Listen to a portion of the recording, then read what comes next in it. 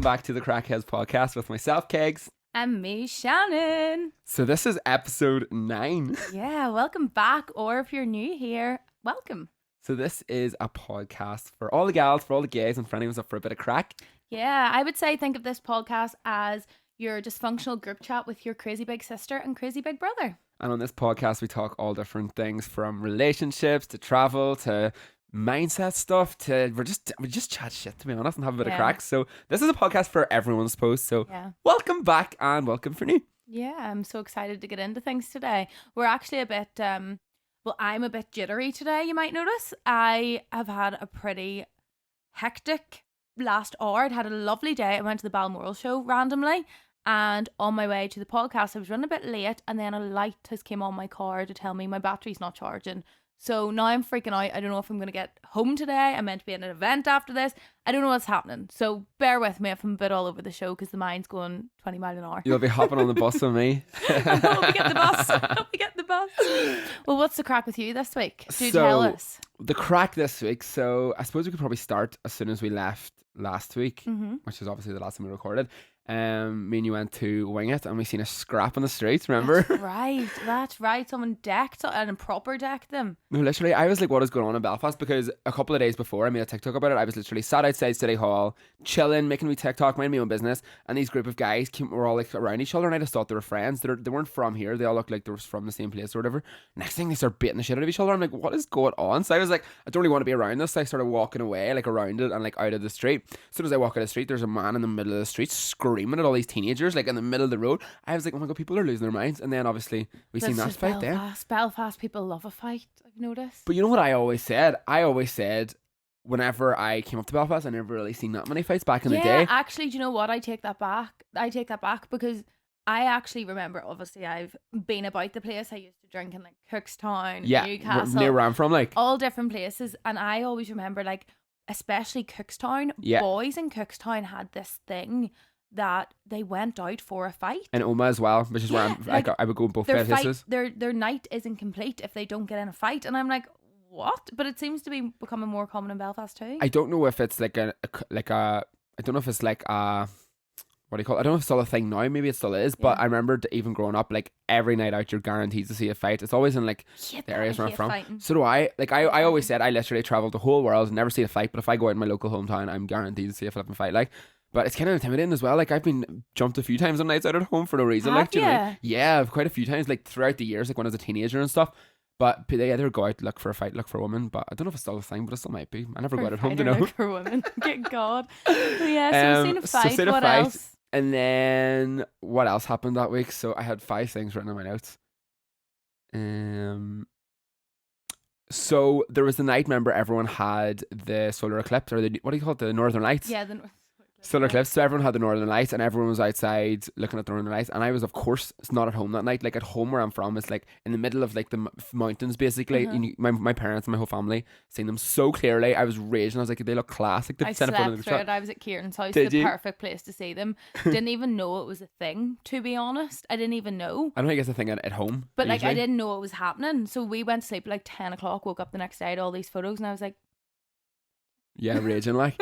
But I was at Emily's house, so she's in like a park in Dunmurray, so obviously there's loads of light pollution, so I never got to see it. But whilst I'm outside looking at the Northern Lights, I come back into her house and I'm looking after her cats, and her cats are her pride and joy. Like they are her babies. Like they're the cutest cats ever, to be fair, but they're her babies. Like I always am so scared I lose them whenever I'm looking after her cats because they don't leave the house.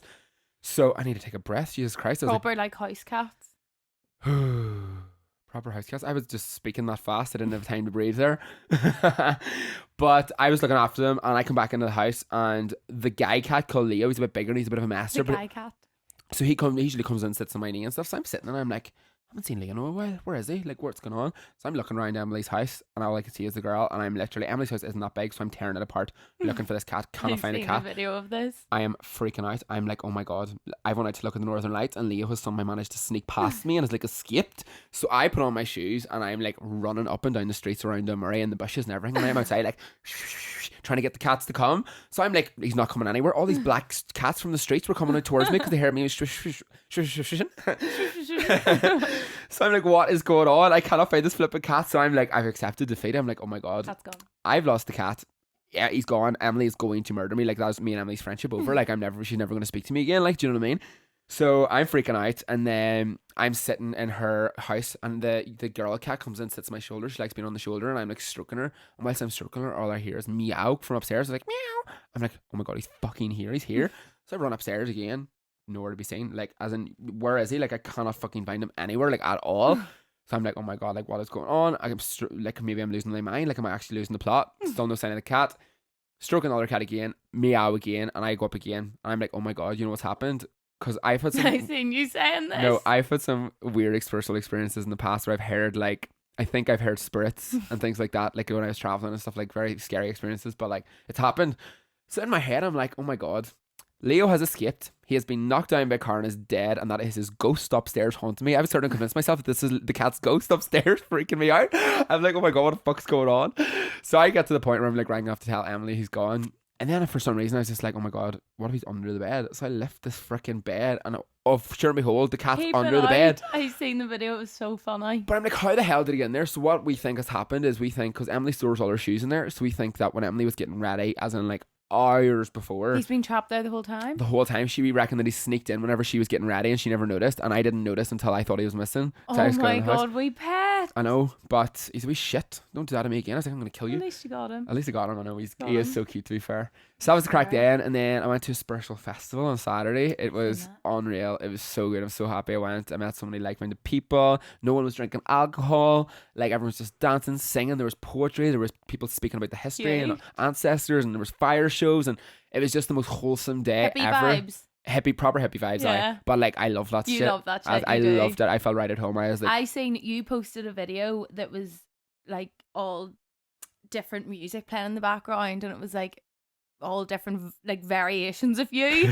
And I was pissing because there's one you're like proper hippie. You think your hair's blonde in it, and you're sitting like journaling like all zen, and then it goes to a rave, and then and I was like, that is just you. Like, that is you. You don't know, like, whenever I see you setting up for a podcast, I'm like, what kegs are we getting this week? Are we getting kegs that was going crazy at a festival at the weekend, or are we getting kegs that was meditating and pretending to be a Buddha? Yeah. You just don't know which one you're going to get. But you know what it is? All of these parts are still parts of me. I have so many different versions of myself, and it's like, but it's all you. It's all me. It's like I'm all of these versions of myself, and I love it. Do you know what I mean? I'm not going to just be like force myself to be one when I like being all. So that's what I'm saying. I've got 3 festivals in the next couple of weeks. Like, I had the spiritual one at the weekend. Then we have obviously AVA, which is pure like techno ravey vibes. I ordered my outfits, but they haven't came yet, and I think I've been a bit ballsy. Like, I just ordered stuff that was like, looks good in the model, but like, do boys experience this too? Like, girls, I'll look at the model and be like, yeah, that's gorgeous, and then it comes and I'm like, why did I think I could pull this off? Like, you know, you don't think of your own body in it. No. So I think of being a bit ballsy. I'm a bit nervous to see what arrives. No, that's me, because I'm going to AVA, and then I'm going to a gay festival the same weekend, so I'm flying over to London for that. So it's like completely different vibes. But like, gay festivals, everyone wears like crop tops or like see-through stuff, and all's here. And like, right now I don't have the body for that. So I've ordered all these like see-through sort of crop tops, and I'm like, who the flip do I think I am? There's not a chance of my wearing any of these clothes. I'm gonna have to get a baggy t-shirt. Like, no, honestly, that's me. Like, and I forget. Like, I know in my head I've put on weight from this time last year. Yeah. Like, I'm not annoyed about it, but I've put on like 2 stone. Yeah. So like, if you put on weight and things don't look the same than they used to, so I'd kind of got used to my new body as such when I lost weight. Yeah. And I kind of knew how to dress, and now I've put on weight again. I'm still dressing as if I'm that size, and I'm like, no. Yeah. Like, that's not what suits me anymore. I've got a bit of a curve going on now. You have to, do you know what I mean? You have to learn how to adapt to your new body, do you know, as you go along. Obviously you can wear whatever the hell you want, but you want to make yourself look as good as you can. You want to feel as good as you can as well, like feel confident in what you're wearing and everything, because the clothes do make you feel good if you're wearing something that looks good on you, do you know what I mean? And I was saying as well, so I've put on a bit of weight recently myself. Like, I've been all over the place, like I said last week, and I've not been routine. How old are you though? 26. So my boyfriend Kieran, his whole life was the same weight. Not his whole life, but you know what I mean, from he hit his height that he is now. Yeah. Always the same. How tall is Kieran? He's 6'2.5". Oh, is he? Oh, 6'2.5". Super size. Yeah, he wants to be 6'3", but he didn't make it. But he was always like the same weight. If anything, like, he used to try and put on weight and go to the gym to get a bit bigger, because he was, you know, like, naturally small. Yeah. And in the last year, he's horrified, especially like the last few months. Yeah. He has noticed like he is putting on serious, from when we came home from Australia, like for him, like a serious amount of weight, and his body's completely changed. And I was like, but Kieran, I think it's 25, men's metabolism starts to slow down. That's probably what it is. So I'm like, don't be hard on yourself, do you know? Yeah. And like the same to you, like we're getting older, our bodies change, our metabolism changes. And I think for boys, I know boys have body issues and whatever too. I think girls, it's more spoke about, so we know your body changes, and we know that this happens, and you're not going to have the same body at 15 than you have at 25, and we're aware of that. It's not really spoken about as much with guys. It isn't, and that is something like, remember when I was making like body positivity content for a bit, but I was like feeling good in myself because I was training all the time and I felt healthy, and I felt like, no, this is my body, I'm healthy, but because I haven't been training, because I've been all over the place, I've noticed I'm not feeling healthy, so I'm not feeling good in my body. I get that. So it's like I just need to get back in the swing of like training all the time. Yeah. But no, I get that. I posted I do the like what I eat in a day videos on TikTok. People just wanted to see what I was eating because I'd lost weight and what my new eating thing kind of is, and I like to keep everything balanced, and I done one yesterday, and I kind of said, you know, like I've had quite a rough couple of months, and I know that I've just been eating really, really bad, and I've kind of, and the phrase I used was let myself go, and someone commented and was like, you definitely haven't let yourself go, like you're glowing, blah blah blah, and I was like, I don't even mean it like that. I mean it in, I've let myself go as in, I'm not putting food into my body that makes me feel good. Yeah. It's not even about physical appearance. It's what I feel like. Like I'm just eating takeaways. Yeah, in the moment it's great, but then I feel sluggish after. Yeah, for I sure. feel lethargic, you know, that kind of thing. So it's more, when I say I've let myself go, I'm not like, oh my goodness, I really let myself go, I'm looking rough. I've let myself go as in, I'm maybe not caring for myself as much as I should be in terms of what I'm fueling my body with. 100%. It's good to know and be aware of what foods you consume and make you feel as well. Like I just had a chicken wrap from the shop around the corner. I'm like, oh my god, I actually feel sick right now.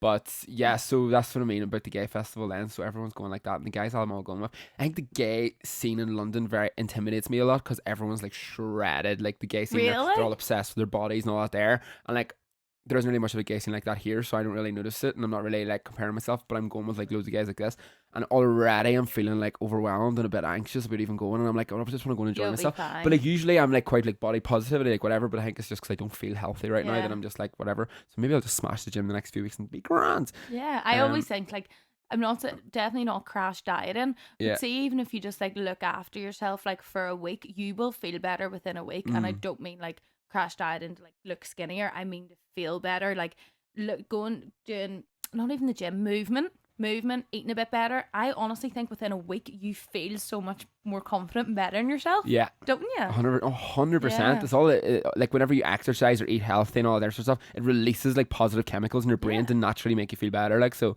like I know all this. I'm just like, I think it's just come all over the place. But I think I'm finding out today if I've got a gaff in Belfast. Oh no way! So I think I'm like visualizing in my head, if I get a gaff in Belfast, I'll move up and then my routine will be sweet and I'll be back on track. Do you know what I mean? And have you viewed it? Have you applied for it, or someone you know? It's someone I met on a night out, but it just hope I'm fingers crossed when I get it. So we'll see. I'll let you know next week if I'm moving up or not. Yeah. Because at the moment I think it's just the routine. Because I'm literally sleeping on Emily's sofa all the time and all. But it's grand. But what's the crack with you this week? Oh my goodness, very very little to be honest with you, as per usual. Like last week was kind of the same. Well, that's a lie. Friday, the day after the podcast, I went to the races. It was my boyfriend's mum's birthday. It was a lovely wee evening, and then we were at the races. Where was that? Just in Downpatrick. It wasn't like a ladies' day fancy dress races. Just like a few drinks, but good crack. Okay, I actually, oh my goodness, like I'm not a gambler. I don't gamble, but if I go to the races, I'll put a few bets on. Every single race I bet on, I won. I have never won anything in my life. No, it wasn't big money. I was putting like £2.50 bets on. Do you know what I mean? But I think I walked away with like £100, and I was like, oh my goodness, this is great. Loaded, I can nearly see how people get carried away. No, but yeah, it was actually quite good. And then Saturday, what did I do on Saturday? Oh, I went into Newcastle with, again, family time. My boyfriend's little nephew and my dad's like kind of stepson. It's his girlfriend's son, but do you know what I mean? Yeah. Went into Newcastle, had a lovely little family day, and then Newcastle's lovely as well. Seeing the good weather, no place like it. Unreal. So yeah, then Sunday went out for. Oh no, this is actually really funny. Saturday night, wait to hear this.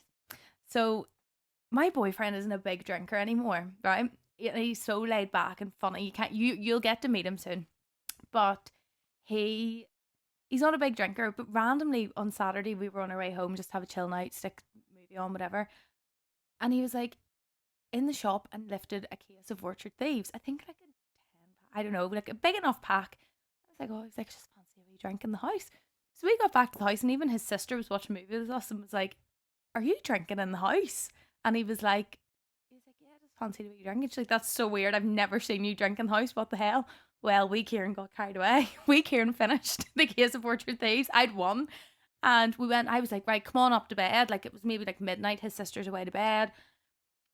And like, he goes down and pours himself a vodka, right? And comes up with this vodka and gets into bed. But Kieran's a really funny drunk. Yeah. Like, and he just gets like chirpy and like talking shite. And I was watching Blue Lights of all things. Like, and he starts talking about it, but he's not finishing sentences. He's not on his second vodka. And I was literally like, Kieran, shut up. Like, you're not making Shut it sense. down. I was like, shut up. I was like, you're drunk. He's like, I'm not. I was like, Kieran, you finished the case of Orchard Thieves. And you're on to now, I think he had 3 vodkas in the end. The last one was like half finished on the side of the bed when we woke up. I was like, right, I'm going to sleep. And I think he went to give me a hug. I was like, don't even come near me, you stink of drink. So I'm not joking. I counted 20 seconds and all I heard was, oh my God, passed out. Did he have a hangover? Oh, woke up the next morning in a bad way. I was like, Sonny, Jim, up, we're climbing a mountain today. Oh shit, did you make him climb? We'd agreed we were going up Sleeve Croob. So I was like, up, and he was like, okay.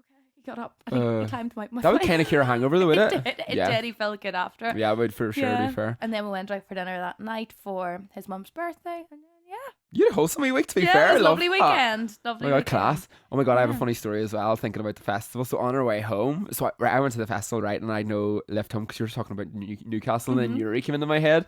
Don't know if you've seen my TikTok. I seen you saying it's all Newry people crazy, but I didn't finish. I think I was around people, and I was like, I need to go back and watch. What happened? So we went to the festival, and I went to the festival from a girl I know from up here, but she wasn't coming home after. And like a lot of people at the festival were like, camping out or keep sleeping in their vans or whatever. And I didn't realize that she wasn't coming back up the road until like we were like on our way. And I was like, shit, what am I gonna do? And like, I'm very easy going. I will literally sleep in a fucking field. I don't care. Like, I'll figure it out. I'll get a bus home in the morning or whatever. But this festival was in like the middle of nowhere, in the middle of Westmeath. Do you know what I mean? Yeah. So I was at this festival, and I was like, right, what am I gonna do? How am I gonna get a lift home, or what am I gonna? I meant to sleep somewhere. But I was just meeting loads of new people here, there, and everywhere. And you know what I done as well? Actually, this is so bad. So stranger danger. This is not safe to do, kids. But I was at a spiritual festival, so everyone there is like on the same sort of vibe. You hope. I downloaded Grindr, and I went on Grindr, and I was like looking to see if it was at the festival, to see if there was like a good looking man that I could sleep in his tent. I was like, I'll just crash here for the night, flip it. Did it work? No. Okay. I seen one attractive man, to be fair, but there was like no signal at the festival. No one was on their phones either. There was that sort of vibe. Yeah. Like you know how safe it was. I threw my phone in my bag and left my bag at the other side of the field the whole day. Didn't get touched. Didn't go near it and didn't get touched. Like, that's how safe the festival was. Just such a vibe. I just loved dancing so free. But anyway, moving off topic. Jesus Christ.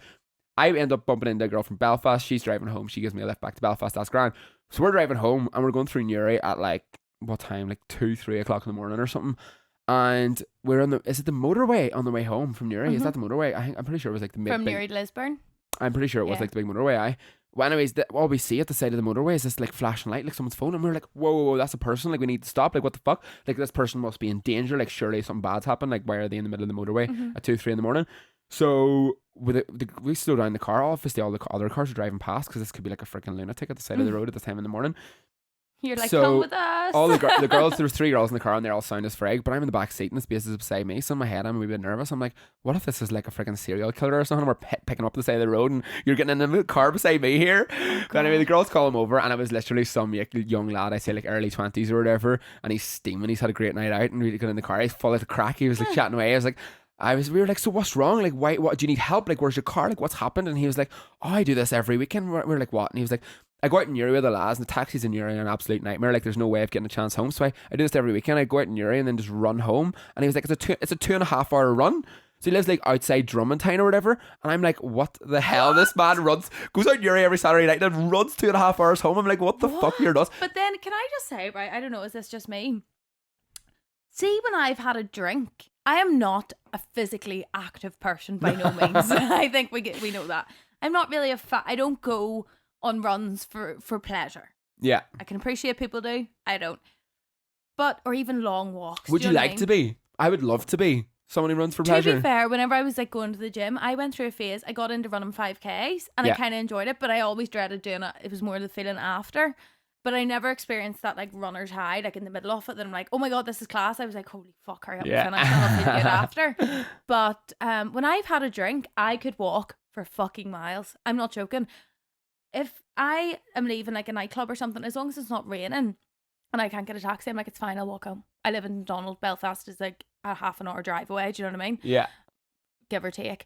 But like, I remember one night we were out for my friend's birthday and we'd went to, you know, Locks. Yeah. And I was living in East Belfast, or I was living in Ballyhackamore at the time, so like even further than this from Belfast. Couldn't get a taxi, and I was like to all my friends, like Kieran was out at the time, we were like just friends at the time. I was like, you can all come to my house, we'll just walk. And they were like, yeah, fine. They obviously didn't know how far it was. Us hiking up, and like, this is so funny because obviously they're like, all my friends are Catholic, and I'm walking through the heart of East Belfast with them, and they're like shouting each other's names, and like Fergal, Kieran, and I was like, don't shout them names around here. Just in case, everything's improved, but just in case. So we were walking and they're like, Shannon, how far are we going here? I was like, we're not even halfway. And I'm just marching on, happy as Larry. But if someone said to me in the daytime, do you want to walk from Belfast City Centre to Ballyhackamore? I'd be like, fuck no, are you crazy? Yeah, absolutely. I don't know, alcohol makes me energetic. It just throws your common sense out the window as well. See, when you were telling that story, I was thinking 3 different stories come to my mind. Should I tell a few of them? I'm like, friggin' me as well. What one should I tell? Actually, fuck it, I'll tell the wee stories, why not? There's a few funny ones in there. So one night I was out in time in Cookstown. I'm going to make this short and quick. Out in time in Cookstown, it was Christmas time, it was snowing. Missed the frickin' bus home because it was absolutely shit-faced. Then me and this guy from home decided to start walking home in the snow, like absolute like freezing. And then we ended up getting some lift from some random woman. And she was like, you're absolutely nuts. But I got home anyway. But then when you're talking about running, so Lochmacrae, where I'm from, does this road race every year at like New Year's Eve, I think it is, and it's like a 5-mile run or whatever. And I used to do it when I was younger, like back in the day. And there was one year I was running around it, and I was like, my wee brother, he's 3 years younger than me, but when we were younger, he was a wee competitive shite. Like Dara would literally. There was one time we were playing tennis on holidays, and I beat him in a match. We threw a freaking tennis racket in my fucking face. Like literally, I used to be so competitive to be shit. But this year, he was beating me in the race, and I was like, I'm gonna beat him in this race. So we're running around the Loch 5, and going past it, you go past my house. So I run into my house, grab my bicycle, and I start cycling the rest of it. So I cycle the rest of it, right? So I get to the finish line, and I beat him, and he's fucking breaks down on the floor at the finish line on his hands, and he's screaming, crying, making this massive scene that I cheated. I'm a cheat, blah, blah, blah, blah, blah. I started freaking out because I was like thinking I broke the law at this point, do you know what I mean? But yeah, he was not happy with me. Didn't speak to me for a while after that. But yeah, where was I going with that? I don't know. I think it was because we were talking about running. Oh yeah. Yeah. Fair. There we go. We go off on flipping tangents, we may move on. We may move on. For sure. Okay, we're going to move on to our next segment, which is Wait Till You Hear the Crack. Now, I think it's technically my turn this week because Kegs went last week, but then I also told a story last week. So Kegs is willing this week to tell a crazy story. Oh, God. We've kept it kind of tame for the last 8 episodes. Yeah, the stories haven't been wild. I don't really have wild stories, to be fair. Kegs does. And I think he's telling his mum not to listen to this podcast simply so that he can tell this story. Also, we're not using a sponsor this week, so we can kind of go wild. Yeah. So, Kegs, take it away. Yes, mother, if you're listening up to this point, turn it off right now. You're not allowed to listen anymore, I'm okay? Scared. Also, I just told about 10 stories in the last segment. I apologise, but it's grand. We'll tell you one more anyway. So, this is going back to a couple of months ago. Oh, it's not even that long ago? No, it was recent enough. And I was out on a night out in Dublin. Mm-hmm. Was it the night I was with you? No, it wasn't. So I was on a night out in Dublin, and I ended up in the George, having a bit of crack, good vibes, whatever. Then the guys that I was with were leaving, and I was just by myself, and I was like, right, I'm just going to head back to where I'm staying or whatever. And I go to this bar shop around the corner, and when I'm there, there's a few guys who like follow me on social media or like chatting away, blah blah blah, having the crack, and they're like, do you want to come to ours for an afters? And I'm like, yeah, fuck it, why not? I was going to go home by myself anyway. So I go back to the afters, and if you're a gay guy, or if you have friends who are gays, you probably know the crack where a lot of times gay afters turn into a bit of sexy gay afters a lot of the time. Not a lot of the time, but sometimes, yes, the gay afters turn a little bit frisky. I'm going to have to like take a mental note now. Like if any of my gay friends are like to me, do you want to come back to a party? To be like, no. No, if they're inviting you, then it's not going to be like that. Do you know what I mean? Yeah, no, like there's never, the gay afters never. They'll wait until the straight gals leave. Yeah. if I'm ever sitting at a party and I feel like they're being like stared out or not wanted, I'll know why. I'll be like, I'll leave you to it. Yeah. See ya. Yeah. So that's what happens sometimes. Like, to be fair, I've never really been in the gay scene until maybe the past like year and a half or so. So a lot of the parties I've been to, I've realized turn into that sort of vibe, and like it is a bit of crack. Like I think it's just fun. Like everyone fancies each other anyway, so just whatever. And if you're all single, it's a bit of crack. Do you know what I mean? So anyway, we're at this gay afters, and there's 5 of us there. One thing leads to another. Everything turns a little bit saucy, spicy, I should say. And we're playing like like dares and shit like that. Like everyone's just daring each other to do things and stuff like that. But literally, basically, sort of that sort of vibe. Anyway, it gets to a point in the night where we are in the living room, and I don't know how to describe this without getting like banned on social media, but we were in the living room, and I felt like there was like a lot of attention on me in this moment. So this is so explicit, so I apologize if you have kids in the car. If you have kids anywhere nearby, don't let them listen to this. No, don't listen to this. I'm scared. I am basically in this guy's living room. There's 5 of us, and I'm like leaning over like the sofa basically. This isn't the one I seen the video of. Yeah, you would have seen the video of. Yeah, but you didn't see the video of that exact moment. Not that moment, but yeah. That night it was so funny. There was just loads of stuff happened that night, but there was one moment, and I will never forget it. So I'm like leaning over like the Leaning Tower of Pisa, right? Let's just say there was one guy's face at my rear end. There was 2 guys' heads at my front end doing whatever, and there was a guy like full on snogging me. So there's like I was getting a lot of attention in this exact moment, right? Next thing, all I hear is the door of the living room open, and like nobody stops. Everyone still continues, and I look over, and like this guy's straight roommate has walked into the living room, just like makes eye contact with me whilst he walks in, and just casually sits down and starts doing his work on his laptop at the kitchen table whilst this is all going on, and like no one stops. Everyone just sort of continues, and I'm just looking at this guy. He puts a blanket over his head as if nothing is going on. He's just hiding himself. This is what I see in the video of. So Kegs had posted on his private story one time about like how crazy this night was the night before.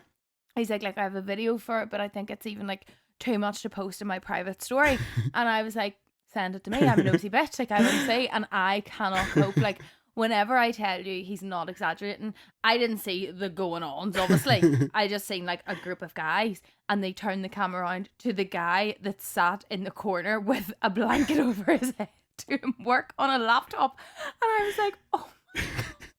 But I was like, surely that straight guy isn't straight. Like, why would you want to be in a room with 5 gay guys whilst all that's going on at 5 o'clock in the morning? You're hardly going to be up sitting and working at 5 o'clock in the morning. Do you know what I mean? Like, he obviously wanted to see what action was going on. Yeah. Do you know what I mean? Maybe. Oh my God, you're actually crazy. I love it.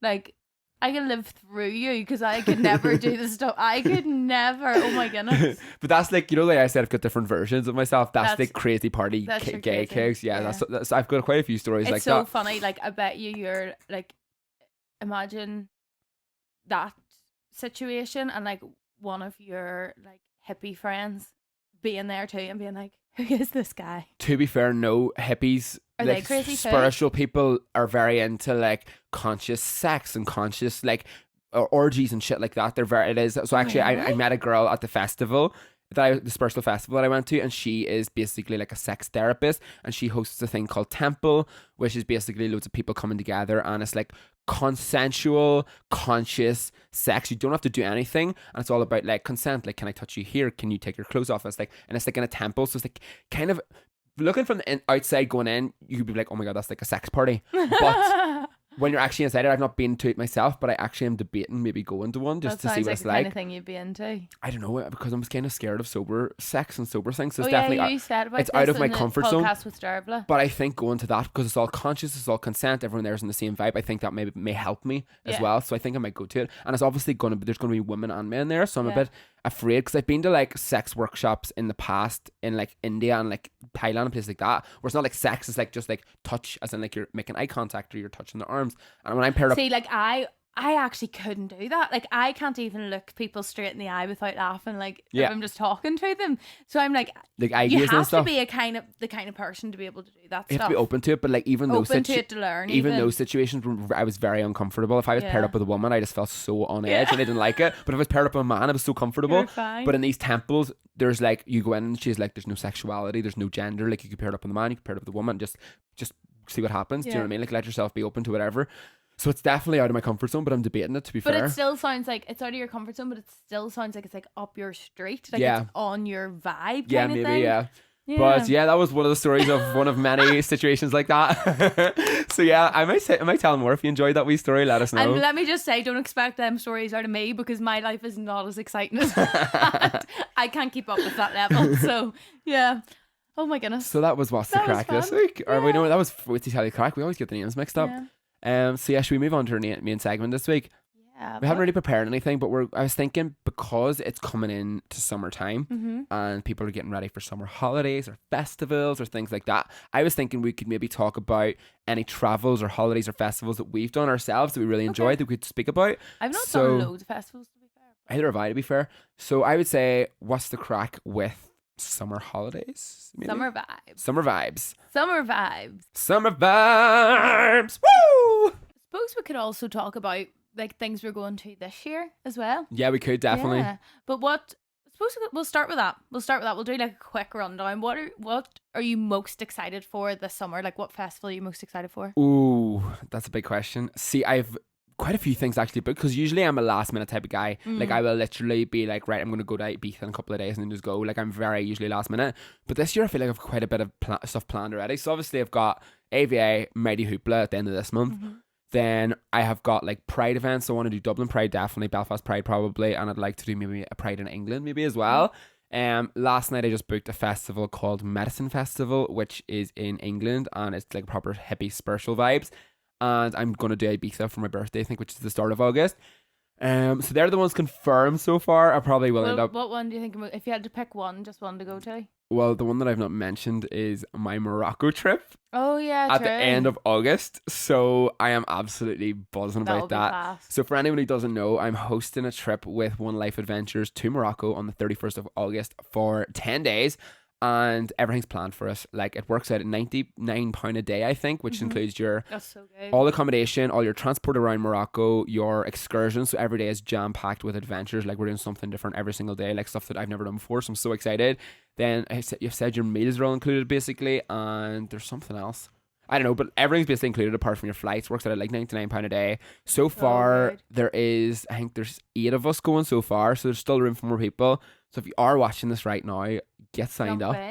Jump in. Like if you've ever wanted to travel, or you want to go to Morocco, or you want to go on holidays, but you may have not, friends may not come with you, or you want to go solo traveling, you want to make new friends, this is your time to just sign up to the trip. Come with us, and we're going for an adventure. So I'm most excited about that. I've never done something like this before either, where I'm hosting a trip and bringing people. Be nice, like meeting all new people on the trip as well, and like bonding. And I just think like shared experiences like that are so much more fun, especially it's all organized for you, because I think that's what puts a lot of people off traveling, like the like planning and stuff like that. Yeah. Not that I very much doubt you do any planning when you go traveling. I feel like you're very go with the flow. Yeah, I'm very go with the flow. Where I'm like psycho, I have to plan things. But I think when things are planned for you, it's just like you can just chill. It's like you can be chill like you, but still make sure you're getting everything jam packed in. 100% that, yeah. Yeah, that'll be class. I actually don't know. So I want to go to Emerge, but it's like the end of the month. Or end of summer. Haven't even thought about it yet. I might go to that as well, actually. Yeah, it's a good lineup. I've never been. So AVA, if anyone's never been to AVA in Belfast, I would say it's probably like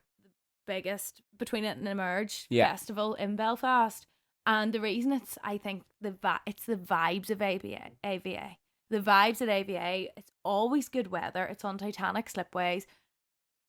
The sun setting, the music one. It's just such good vibes at AVA. Yeah, it is. Like I looked at the lineup and there is some good acts, but then there's also ones that I wouldn't have a clue, and I'm like, but I know I'll still enjoy it because the vibes are going to be good. Yeah. So I'm excited for AVA, but I don't know if some. Do you know what I think I'm most excited for? Ben, Nicky, and Scooter, and everyone's gonna laugh at me.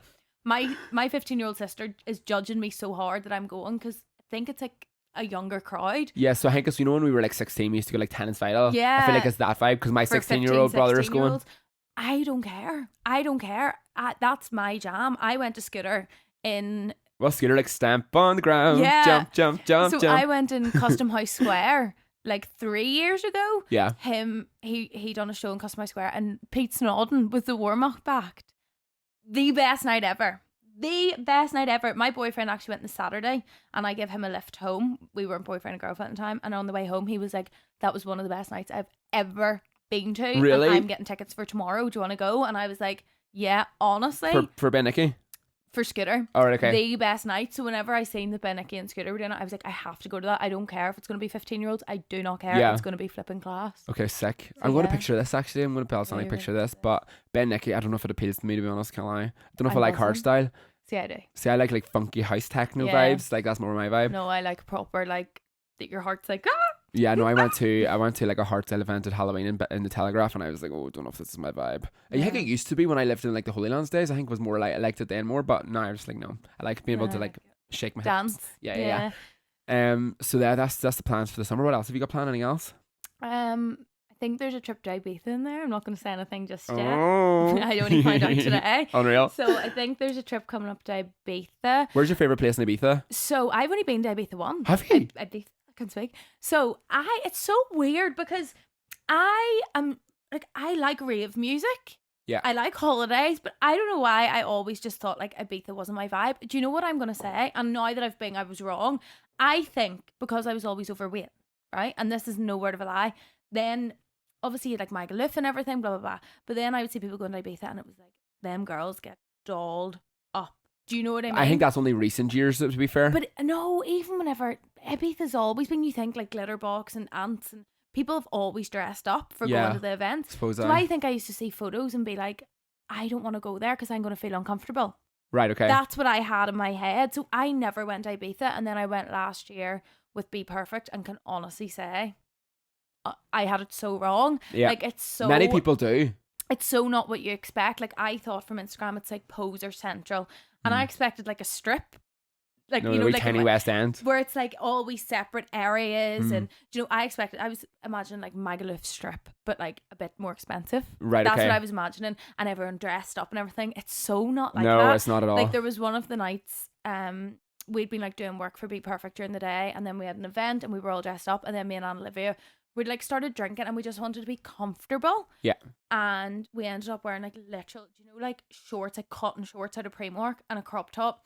And then it got a bit chilly, so Brendan had got one of us a hoodie or something, or give us his hoodie, and I was literally out in Ibiza in a Nike hoodie and a pair of shorts, and I felt so comfortable. Yeah, anything goes. Anything goes. It is such a good place. So many people have different perceptions of Ibiza. Like some people who don't like to party as much think it's like a full-on party central, which it is, but it's also one of the most beautiful islands in the entire world. Yeah, like Derv, like Shona's getting married this week in Ibiza. Unreal, yeah. And I'm like, that's going to be beautiful. So I've done all sides of Ibiza. So I actually lived in Ibiza for 4 different summers. Like I've done 4 seasons there. And I've done like obviously the party side. So I worked in Ibiza Rocks for 3 years, and I worked in Ocean Beach last summer, and they were just unreal. So if anyone's ever thinking of doing a season, like genuinely do it, because especially if you're Irish, if you've got an Irish passport, you will get a job in seconds, because Brexit frigged over people who have a UK passport. But like I lived there for 4 years, and I honestly had it like summer 2019 is hands down the best summer I've ever had in my life, and I don't know if it'll ever get topped, because it's just I'm not that party vibe anymore either. Like it was like living in the moment. I had no desire to succeed in the future. I didn't care about anything else. I was in the moment, made this unbelievable group of friends, working for Ibiza Rocks, had the sickest job ever, as in like we were literally getting paid to have a good time, basically. Yeah, that's so fun. And it was just the best summer ever. And then obviously done Ocean Beach last summer as well, and it was great too. Yeah. But like, and then I went on holiday in Ibiza in April there, and I literally just didn't drink at all. Yeah, just you went wholesome to, like, vibes, the done like wholesome- spiritual yeah. side. Like there's a whole spiritual side of Ibiza as well. We went one of the days. I don't know where we were. Like, because I was away with Be Perfect, it was like we had to be in the lobby and get in a van at whatever time, and it would take us somewhere. Like that's what it. But one of the days, oh my goodness, this is like up there with one of the best days of my life, along with the boat trip in Lake Como. Maybe I just have a thing for boats. I don't know.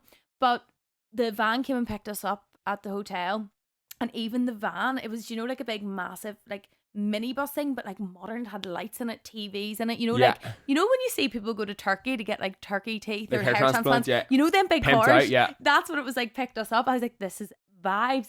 We're in like music playing, we're all dancing, we're having a wee drink, and we get to this like harboury kind of place, but it's like you could just tell it was rich. Like it wasn't like, I don't even know where I was, I don't know, but it was lovely. And they'd rented a boat for us, like this gorgeous boat, like a mini yacht. Okay, you know sick, what I mean? And we went off to like a little island, and there was like a restaurant and everything on the island. Now we drank the whole way to the island. I can't even remember what I ate, because I was probably already pissed on the way there. Standard. And then on the way back, but like the vibes, everything, the blue skies, but that little island even there and the place that we docked from was stunning. Was it Formentera? I think it might have been. I don't know, but I do know when we came back, we went to there was like a bar restaurant at the docks, right? And we went in just like have a quick drink, and me and Olivia went to the toilet, and we got locked in the toilet. The door stopped working. We've videos of it. We're like banging, like something happens. We're like, we're gonna be left here, like what? Yeah. And then you heard like the workers like outside panicking. They finally got the door open, but we were steaming at that stage. Like Class. we were so drunk, and obviously we were away with like Ek and Sue, who works with Be Perfect. Yeah. And she's like a little like pretty princess. And we're like, yeah. And me and Olivia were just like, well, what's the crack? We're like, up and ready to go. Oh my goodness, the fear thinking back. Polar opposites. Oh my goodness, the I fear. love it To be though. fair, she was good crack, but like we were just different level. Like Yeah. Anne Olivia got drunk. She started speaking an English accent. What did she? Like, yeah, full English. I need a night out with her. Oh, she's so funny. We were in Eden. Yeah, You know, Eden. it's Yeah, a bit dingy. Scaldy eye. And For Defected, she was was it? fully, yeah, she was fully in the English accent at this point, and I was like, why are you talking like that? And she was, what do you mean in this English accent? And then she was like, oh, I'm gonna go to the bar and get everyone a drink. And I was like, you're not getting everyone a drink, Olivia. It's literally cost you like $1,000. Oh, it's expensive. Because we were out in a big crowd. So she came back with 2 drinks and Yeah. was like, here. And I was like, what is this? Like, what's going on? I took a sip and I went, what is that? So her brain must have thought that this would work out, that she was like, right, she just got like 9 shots of vodka in one glass, and then the other glass got lemonade. I was like, just drink some and then. Oh my god, how's that going to work out? But Like, I was like, how much did that cost you? I can't remember what she said, but I was like, it would have been a fortune. it was a fortune. Yeah, it's like 12 quid for a shot, I'd say. Yeah, well, I think, probably 12, probably would have been about that. Aye. Yeah, probably would have been. But just one thing, because they charge you nearly the same price for alcohol than they do for like a fizzy drink. And like water as well. Water's like And a tenner. water was like €15 in some places. Yeah. So in her head, she was like, well, if I just buy the alcohol and just that, then everyone can just have a swig to take their shot of vodka. Do not do that in Ibiza, like. No crazy way. woman. But yeah, Ibiza. I love it. I have Amazing. about a million stories I could tell about Ibiza, but we'll not go into them all. But I want to tell the story of how I got the job for Ibiza Rocks, because I think people may be interested in it. So I worked in Magaluf so actually I've done 7 seasons. So I've done like Ayanapa, Magaluf, Marbella, all those places. So I never really done holidays and such, because I always just like moved to a place and worked there for a while. But so I done the party season and I heard about Ibiza Rocks and I was like, oh, that sounds like a bit of me. Like I'd like to work there. So I was working on the cruise ship, left the cruise ship, then applied for Ibiza Rocks, and it was a whole process. It was like applying for freaking like Big Brother or something, where you had to send like a video off, you had to apply out online, blah blah blah. Then they invited me over to the interview days in Manchester. So we get to the interview days, there's like a couple of interview days, and there's a group of maybe like 60 people who are all there to audition or whatever. Audition as if it's like a TV show. So first things first, we all get put into groups, and I get put into a group with this guy called Robbie, who then became like my best mate. I think I've heard you talk about him before. Yeah, so me and him worked together in Ibiza Rocks, and then we ended up traveling around. Like we done a ski season together. We lived in Miami together. We went to Ibiza for my birthday together last year. Like he ended up becoming a really good mate of mine. So I'll probably stay with him or whatever when I go to Ibiza. But we basically, the first task you had to do was you had to do like a Britain's Got Talent edition, but they give us a music genre, so every group got like a different music genre, and we got house music. So we had to sing and dance. And we're like house every weekend. But of course, me being the Leo that I am, I took the main role. So I was lead singer and dancer. Robbie was in the DJ in the corner, and I was like friggin' in front of these 60 people I've never seen before. I was like giving it stacks, like slut dropping and all. Like I give no shits. And this was to get the job. This was the interview day. So that was the first section, right? You were definitely going to get that job after that. Yeah, I did, to be fair, yeah. But then the second section was you had to give a 2.5 minute presentation on your interest and hobby. So I just spoke about traveling, because I had done quite a bit of traveling. You weren't allowed to stop speaking. Everyone took their turn, and that was grand. Third section, you had to pick an item out of a hat, and you had to sell the item to the audience. So I picked out a flipping That's quite a good interview process. Like I'm just thinking, like, and actually, it's not just like, because I've heard of other places in Ibiza kind of just look at what you look like and they're like, yes or no. Where that's actually good. They're getting into the Ibiza Rocks is all about personalities, yeah, for I sure. love that. Definitely is about personality. That's the sort of vibe. Like Yeah. I've worked in other places where it might have been a bit more about the looks, to be fair. I'm not giving any names. No, not giving names, but I've heard stories. Yeah, but I've heard of people getting jobs in Ibiza before they get out to Ibiza, and then when they get there, being told they don't look like their photos, so they're not getting the job. I've heard that as well. I have heard that. I have heard people, similar sort of thing. That's crazy. But not get into that. No, but not then, get into it. so I'll finish off what I was Yeah. doing. So they did pick. I got a air freshener, and I'm in the front of this thing. I'm like, how the fuck am I gonna sell this? So I'm like, this is the most delicious car air freshener you ever seen in your entire life. Like I was giving a stacks trying to sell this car air freshener, chatting the biggest load of you out.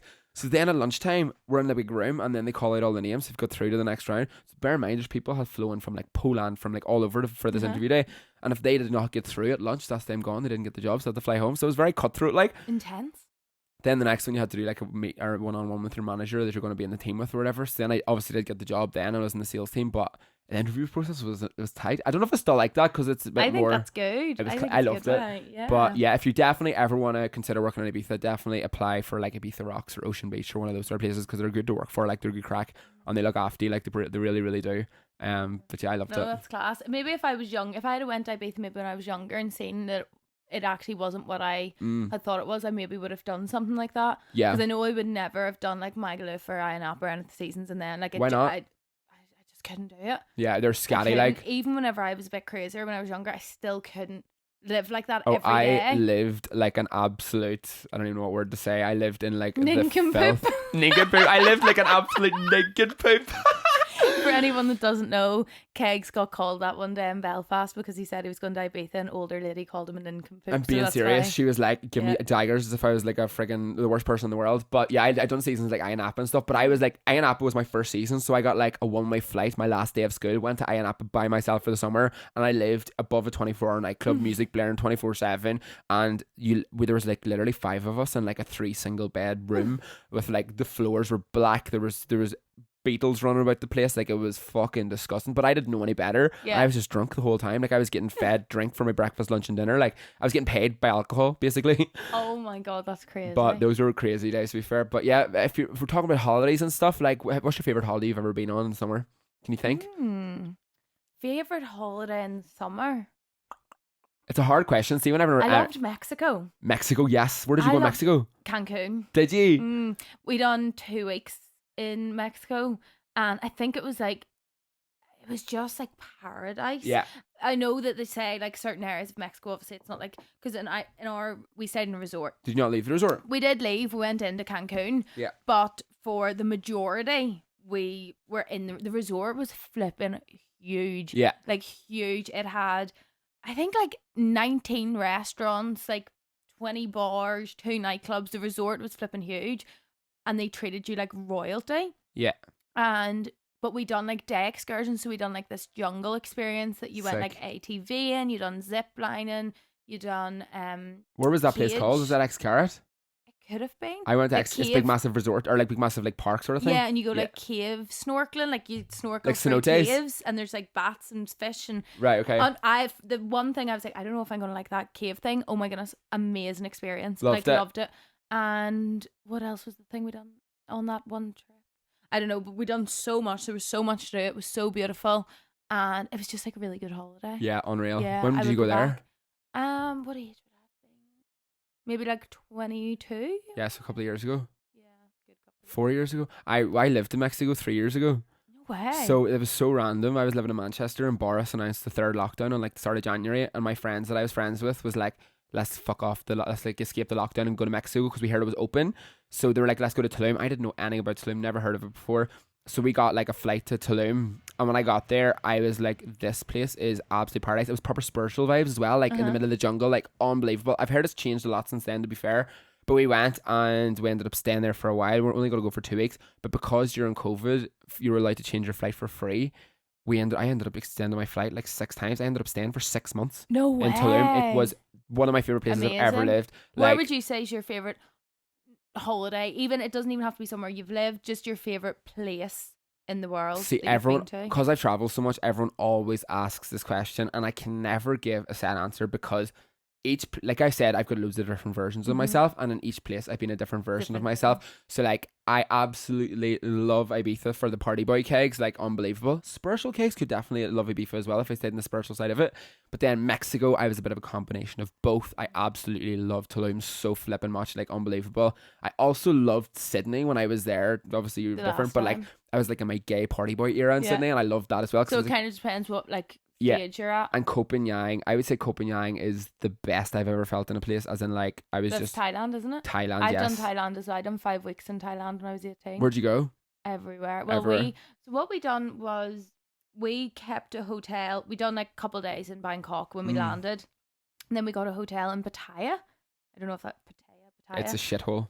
But no, we stayed. We kept that as like a base. Yeah. But my auntie and uncle took me, and they're crazy. They drank under the table every night. They've been going to Thailand since they got married. They're in their 60s and they got married young. So they have watched Thailand grow. They know it like the back of their hand. They know everywhere. They know the restaurants, bars, everything. So they always set up base in Pattaya. They have friends that live in Jomtien, just like down from Pattaya. Like they live there and stuff. So set up base there. And they know where to go. Like, they know where the good best spots. You've like a strip there.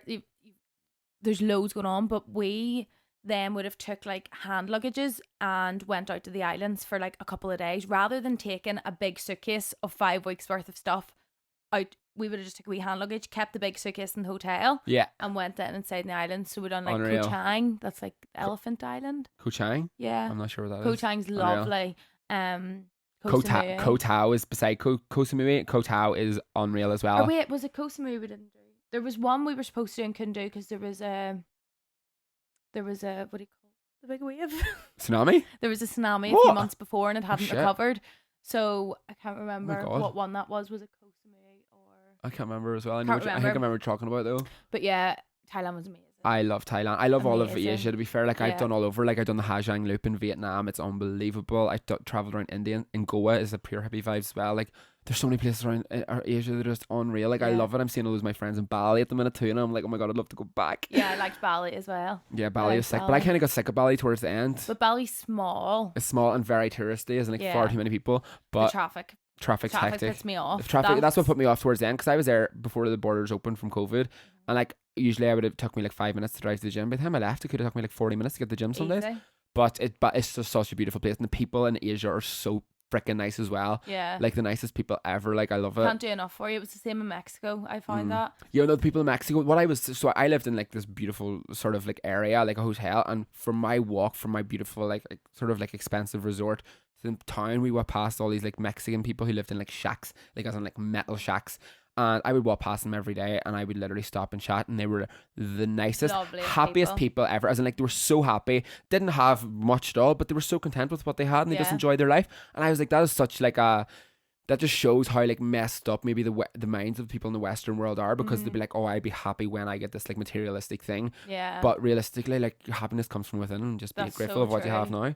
That's you know what I so mean? true, yeah. No, I remember speaking in Mexico to some of the staff working there. Like, it was an all-inclusive resort, but I always made sure to, like, tip the people that were because once you get speaking to them people, it's the same in Thailand, the ladies that work in the bar, once you get speaking to them people in them countries and you hear how little they're getting paid Yeah. for such long shifts, and Thailand and Mexico, exact same situation, where they don't live anywhere near where they're working either. Yeah. You find they come from like the countryside and take like big long journeys to get to work, maybe like 3 hours to get to and from work each day to get paid buttons. Yeah. Like, it is heartbreaking, but at the same time it's like, you know, I have sympathy for them. They don't want sympathy, they love life. Do you know what I mean? And it's like, maybe I should have more sympathy for like us. Yeah. We're the ones that are complaining all the time, and you know, and these people we look at and think they have it hard and they're loving life. They're literally loving life. Perspective, do you know what I mean? Yeah. But all the loveliest people. Did you have any like negative experiences whilst in Mexico, and like shootings or anything? No, like I said, we were kind of, anytime we left the hotel, it was like the hotel's taxi would have took us to the places and stuff. Yeah, okay. But we went through different like checkpoints and stuff, and you seen all the people with the big massive guns, and Yeah. I was like, wow, like you just wouldn't walk down the street here. Yeah. Like, you just wouldn't. But no. I always felt quite safe in Mexico. Like, there was never a time where I felt unsafe, but maybe I was a bit naive as well. There was definitely a few shootings when I was about in Tulum. Like, we had to leave the area one time because we went to this island then, because we heard there was like a big cartel shootout and everyone needs to leave if you're holidays. Like, there was a girl who I was friends with, she's from England, and she was there working as a shot girl because there's like an English company who like sells shots in like the nightclubs and stuff there. And she was saying that her friend, who was a waitress in one of the restaurants, I think she might have been from like Brazil or something, but like you said, if you're a waitress in Mexico, you don't get paid well. Yeah. So she was selling drugs on the side, but the cartel found out, right? And my friend said that she was working in the place like next to it, and she heard gunshots one night. And basically, what happened was, her friend was waitressing 7 p.m. in the evening. Everyone's out for their dinner in this like nice restaurant. Cartel walks into the middle of the restaurant and shoots this young girl's head off. What? Because she was selling drugs. See, that terrifies me. Terrifies. But you can't live in fear either, because scary stuff happens everywhere, and that's why while we're here talking about holidays and festivals, and it's all great and it's all summer, also just want to put out like a little word of safety, regardless of, no matter where you are. My cousin, perfect example, she was over 18, but it was like one of her first kind of holidays abroad with her friends without parents, and she went to Bulgaria, of all Right. Sunny Beach in Bulgaria. I lived there for a bit as well. So it's all like, is mafia the right word? It's rough there. I had done 3 weeks there and left. It's run by like mafia. There's like a hotel and everything that's like owned by the mafia or whatever. But you would never think that. And she ended up like getting, I think they tried to accuse her of, she was like dancing and these men grabbed her and the rep came with her. I can't remember the ins and outs, but they basically tried to accuse her of damaging something. Yeah. Sounds like a banged up abroad situation. But like whoever she was with, the rep was like, this isn't the place. This isn't the place, because they were basically just saying, you have to pay us this amount of money, and it wasn't a jail they were in. She was terrified, and the rep knew what to do, kind of thing, and like had phoned the British Embassy or whatever and got money sent and all this here and got her released. She hadn't done anything wrong. Jesus. Just wrong place, wrong time. But so yeah, not to put people off going places, but things like that can happen anywhere. So anywhere. Just always have your wits about you. Always be cautious when you're traveling. Thailand, I've seen some things happen as well. Thailand, there's some stories as well, especially in those places like Bangkok and There's Pattaya. corruption in the police services everywhere. There's corruption everywhere. Yeah. To be fair, like many times you pay off the police if you're like driving or whatever, and like I've heard some horror stories. I don't want to say any more negative stories to scare people off going places, but it's just to it make is people. everywhere. It's just to make people really cautious when you're traveling. I feel like Kegs can definitely vouch for this as someone who's travelled a lot. Always be careful, always have your wits about you, but also enjoy your summer, because that's what this little episode's about. People ask me like, were you afraid in Mexico? Like, I'm too afraid to go. I'm like, no, fucking go. You'll have the time of your life. Like, it's such a beautiful place. But yes, just keep your wits about you. Yeah. But it's the same thing. Like, people have asked me, are you afraid traveling anywhere? And I'm like, only places I have actually felt proper fear is literally in my Oma, like my local town, or in Dubai. Dubai was the only place I'll probably never go back in my life. Say that. I was going to ask you, is there any places that you would not like to go back to, or you wouldn't recommend for you personally? Is it? I'm just going to ask, is Dubai because they're very anti-gay? Yeah. So I had a really horrible experience in Dubai. This was before I went to Mexico. And again, booked it last second, went with a load of girls, and there was lots of partying or whatever. But I was getting loads of people. I was getting loads of the gay community giving me loads of shit for going, and then I was also getting threats. So someone has messaged me and was basically like, "You've been reported to the Dubai Mafia. Expect to tap on your shoulder. You're going to get kidnapped and murdered." And I was freaking out, because that's a scary message to receive, especially when you're in a country and you didn't realize how anti-gay it was until you were there. And don't get me wrong, there's loads of gay guys who live there and they live a very happy life, and there's loads of people who go to Dubai and absolutely love Dubai. So this is just my experience. So like, don't let me put you off going there if you want to go there, but this is my experience. You wouldn't go back. And then I went out with the 10 girls in this club one night, and this guy who I think was from there spotted me, maybe thought I was gay because knew I was gay because I was with 10 girls or whatever, came up and literally kicks me full smack for no reason. And that's what, after I had received that message.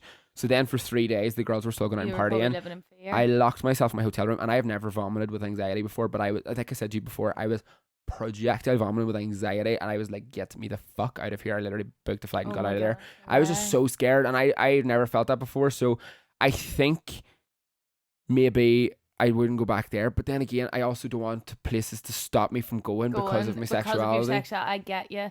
I don't think there's anywhere that I'm like, I definitely won't go. I think the only place that I was kind of disappointed with when I went to, that I can think of, obviously I didn't like Australia, I didn't like Sydney, not Australia.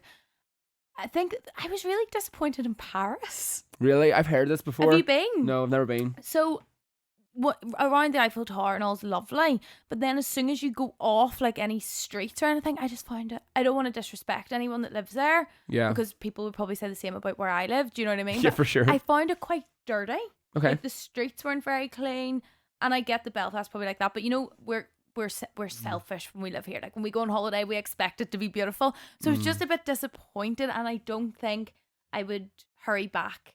Yeah. Do you get what I mean? No, I went when I was really, really young, but Yeah, I just it didn't vibe with me. Yeah, okay, fair. I think that's the only place I can think of that. But then people love going to Paris and people love the tourist aspect of it, I think. Yeah. Do you know? I think I just want to try everywhere, to be fair. And Yeah.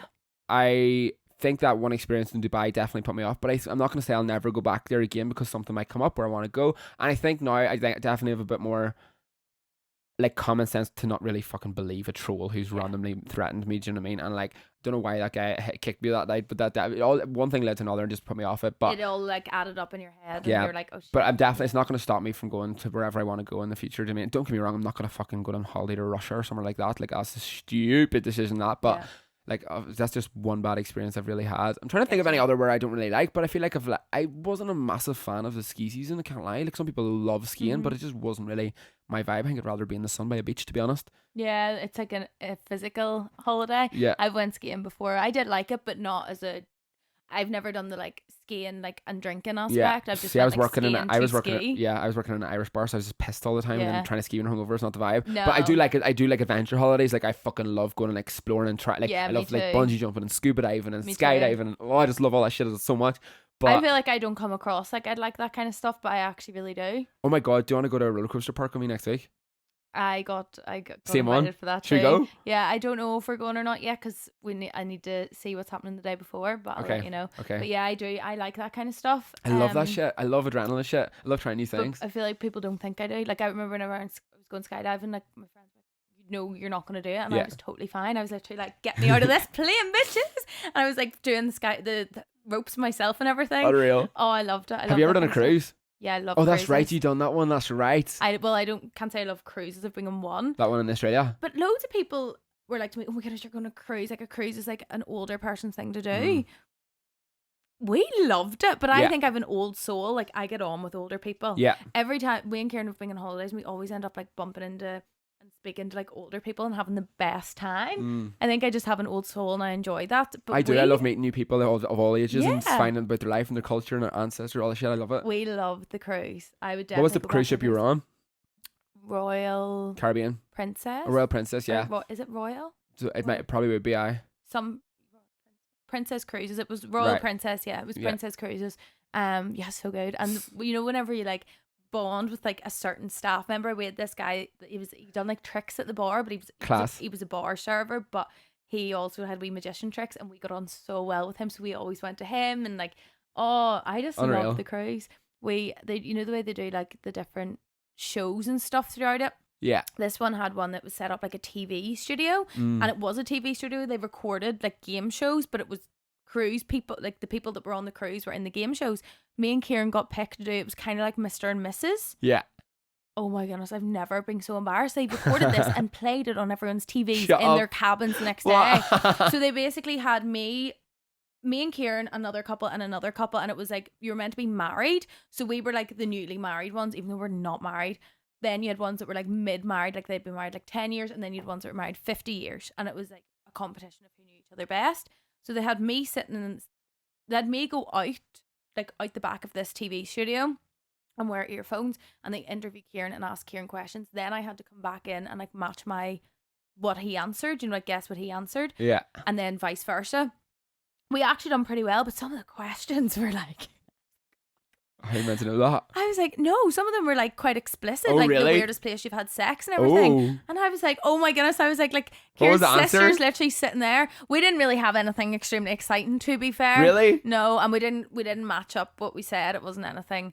Would you not be like adventurous, like, right, let's fuck in this public toilets at the bus depot or something? No effort.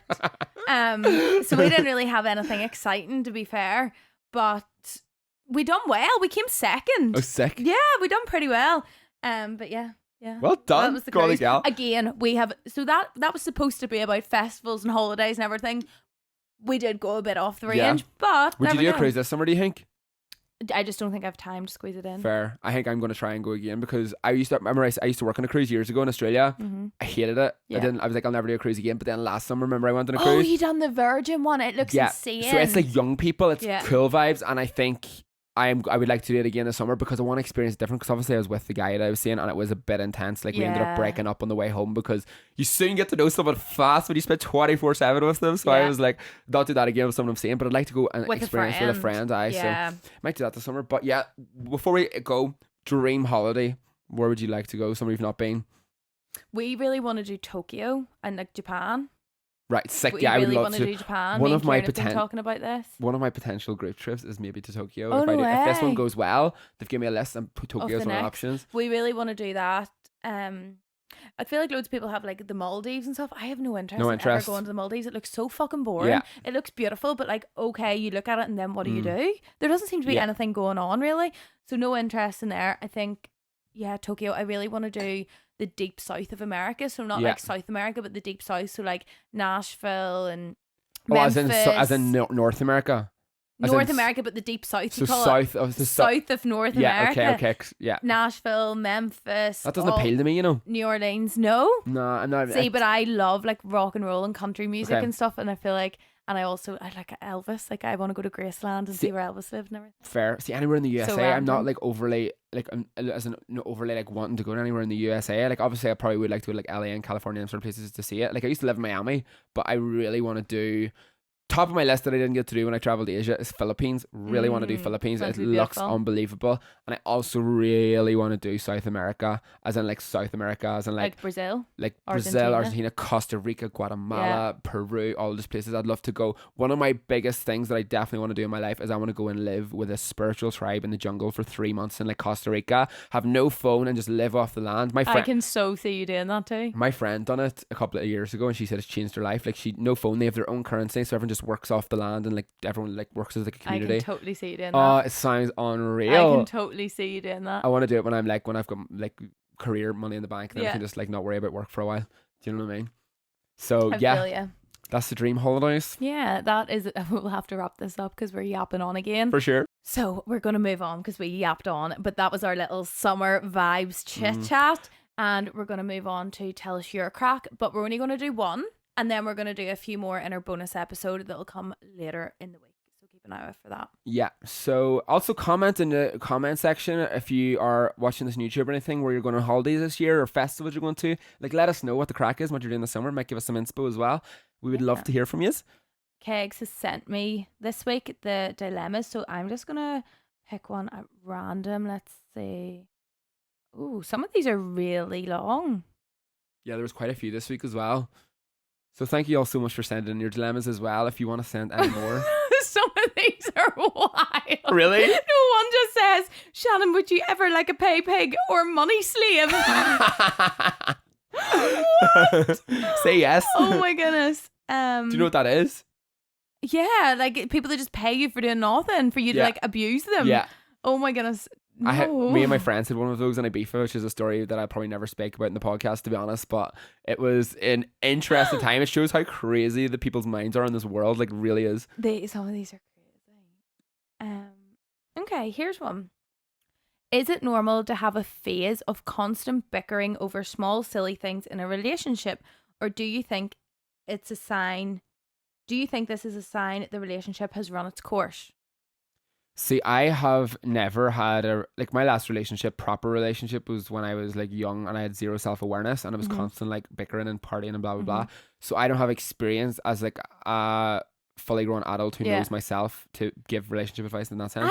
I think this depends, right? So in my opinion, I think if it's happening constantly, like if you're constantly bickering, there might be a deeper issue there. Yeah, for sure. That you maybe need to figure out, whether it be going to like therapy together and trying to get that, because I don't think it's normal to bicker all the time. No, I don't think it's normal. Like if it's little silly things or whatever and you aren't really like getting worked up about it, whatever. But if this is like actual bickering that's maybe like affecting you and you're maybe getting annoyed about it, I don't think it's normal or healthy to be doing that all the time. Absolutely not. I'm just thinking of even myself without a relationship. I'm like, if someone was bickering me all the time, I would like cut ties. I don't think I could do. I don't like drama or conflict or confrontation anyway. Yeah. So if that was in a relationship, if I'm putting myself in your shoes, I would like, right, we need to sort this now. Yeah. Like this needs to stop. So I do think sit down. If you're noticing it's happening, sit down and be like, are you noticing that this is happening? We're bickering all the time.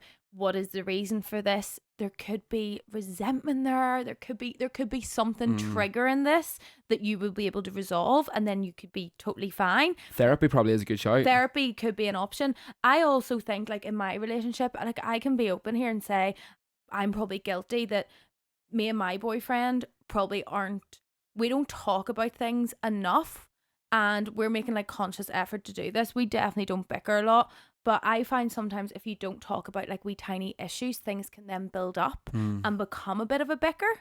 So like even if something's really, really tiny and it's annoyed you or it's irritated you, but you're like, oh, just forget about it, it's not that big of a deal. It doesn't need to be a bicker. Just bring it up with your partner, have that conversation, and it prevents things from building up into a proper argument or bicker. Yeah. Have conversations first and don't let things build up. I think that really can help a lot of relationships. Communication, basically. Communication is key This in is any it. relationship. So I wouldn't necessarily say your relationship has run its course. I think if there's love there and you think it's worth, you want to continue in the relationship, it's worth fighting for in a way. Yeah, for sure. And working through it. And then if these things don't work, then maybe, yeah, it's a bit clearer to see. I think deep down people know when a relationship's over. Yeah, do you know what I mean? Your gut knows, like. Yeah, so if you're in your gut, you're thinking this is it, then maybe. But to me, it sounds like it could be something that could be figured out. Do you know what I mean? Yeah. Yeah. Maybe add some like excitement to your thing as well do you start maybe sharing more enjoyable experiences, like you take a hobby or something make together? Make sure you're having that like special time with each other. Even if it's something silly, like you're like, right, Friday night, we're going to cook dinner together and watch a movie, but set it as a plan. Set it as a plan. It doesn't need to be anything expensive or fancy. Set that plan there. Have that special time together.